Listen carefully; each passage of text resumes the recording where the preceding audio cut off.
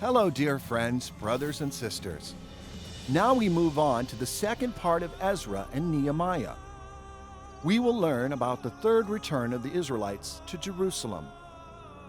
The history of this period is recorded in chapter 1 to chapter 7 of the book of Nehemiah. It is followed by the revival and reform of that era in chapters 8 to 13. Let's take a look at the outline of these two books again.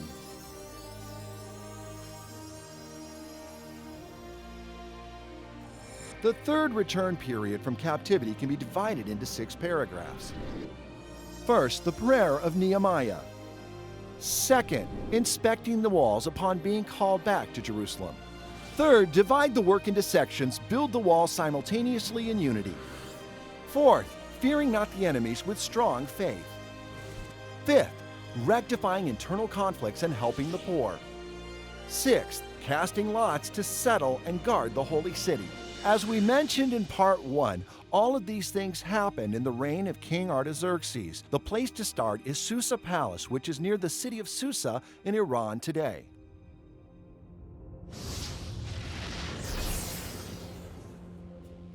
Let's go and have a look at the palace in Susa.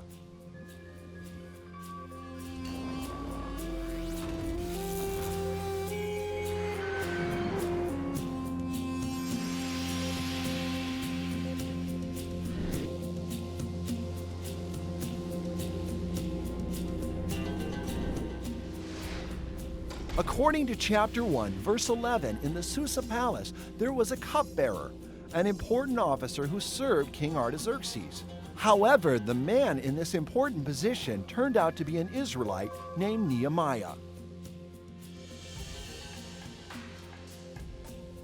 According to Greek historian Xenophon, a cupbearer is responsible for tasting the wine for the king. His job is to ensure the quality of the wine, and more importantly, to prevent wine poisoning. In addition, a cupbearer is also responsible for the king's personal life, the head of king's servants in the palace. It is obvious Nehemiah is a person that King Artaxerxes trusts.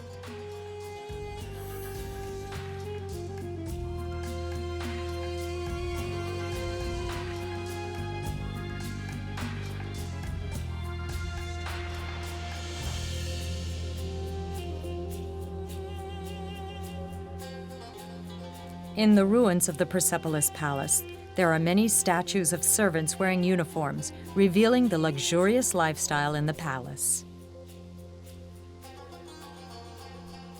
Most of these servants were Medes, one of the 7 noble tribes. Some were holding lambs in their hands, while others were holding different kinds of tableware in the palace. Some were holding cloths, leather, in their attendance to the king. And the one commanding these servants was Nehemiah, who did not belong to the 7 noble tribes. What a wonderful arrangement of God. The words of Nehemiah, son of Hakaliah.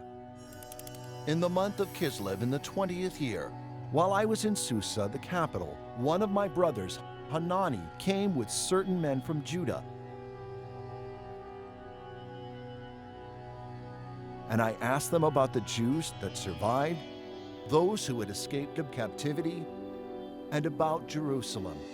They replied, "The survivors there in the province who escaped captivity are in great trouble and shame.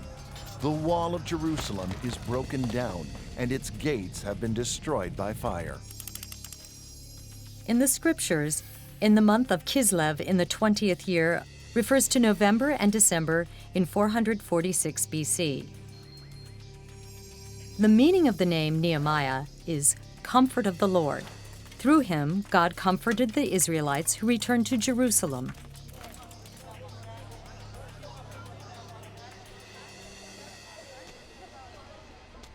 The walls of Jerusalem were broken down, and its gates had been destroyed by fire.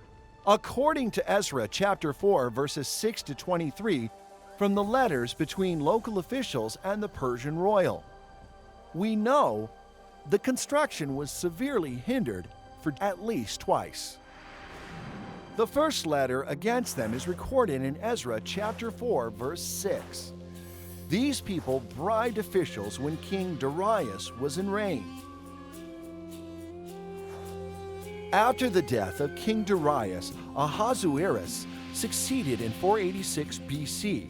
They filed an accusation again. Those who filed the accusation were officials around Jerusalem. They wanted to stop the reconstruction of the city walls.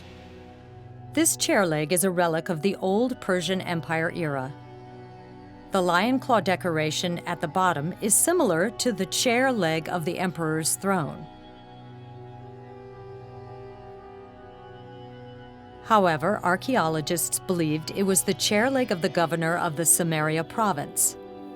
Here is a seal of the governor of the Samaria province, and statues of the nobleman in Assyria, and the statue of an Ashdodite, or Philistine. Also, the statues of the Ammonites and their idols. All these demonstrated the political powers around Jerusalem. They were the people of the land, as recorded in Ezra chapter 4, verses 4 to 5. The second accusation letter is recorded in Ezra chapter 4, verses 8 to 16. It was in the days of King Artaxerxes I, between 464 to 424 BC. The returnees, led by Ezra, wanted to reconstruct the walls of Jerusalem, which had been destroyed for years. Ezra chapter 4, verses 7 to 16 record the officials in the city of Samaria and the rest of the province beyond the river, including Rehum, the royal deputy, and Shimshai the scribe, and the rest of their associates signed a letter against the Israelites. They falsely accused the reconstruction as an act of rebellion. They alleged that the king would lose the royal revenue or even the territory beyond the river, while the Israelites pay no tribute or tax to the king. They also appealed to King Artaxerxes to search the annals, which recorded how Jerusalem had rebelled against Assyria and Babylon. Annals were the archive records in the palace. Ezra chapter 4, verses 18 to 23 continued. King Artaxerxes commanded to search the annals. It was confirmed that at the time of King David, people beyond the river made tributes and paid tax to the Israelites. With this record, King Artaxerxes took the rumors about the rebellion of Israelites seriously. He issued a decree to stop the reconstruction temporarily, until further notice. However, Rehum, the royal deputy, and Shimshai, the scribe, and their associates abruptly halted the work of the Israelites by force and power.